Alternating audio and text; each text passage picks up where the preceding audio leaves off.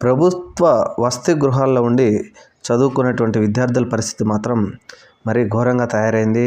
వారు తినడానికి తిండి సరిగా లేక, చదువుకోవడానికి ఉపాధ్యాయులు లేక వాళ్ళు రోడ్లెక్కే పరిస్థితి వచ్చింది. ఈ విధంగా తయారైతే ముఖ్యంగా విద్యార్థులు తినే ఆహారం కలుషితమై ఎంతోమంది వందలాది మంది విద్యార్థులు రోడ్లెక్కి ఆ తర్వాత హాస్పిటల్లో జాయిన్ అవుతున్నారు.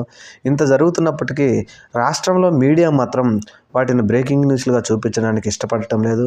వారు ముఖ్యంగా ఏ రాష్ట్రంలో ఏ పార్టీలో నుంచి ఇంకో పార్టీకి వెళ్తున్నారు, ఆ పార్టీ వారికి షాకు, ఈ పార్టీ వారికి షాకు అని చూపిస్తున్నారే కానీ ఈ విద్యార్థులకు జరుగుతున్నటువంటి అన్యాయాన్ని కానీ, వారు తినే తిండి ఆహారంలో కలుషితం జరుగుతుందని కానీ, వారికి అందాల్సిన సదుపాయాలు అందడం లేదని మాత్రం ఈ మీడియాలో బ్రేకింగ్ న్యూస్లు రావడం లేదు. ఇది ముమ్మాటికి తప్పు, ఘోరం. ఈ విద్యార్థులను ఆదుకోవడానికి ప్రభుత్వం మాత్రం తప్పకుండా సహాయం చేయాలి.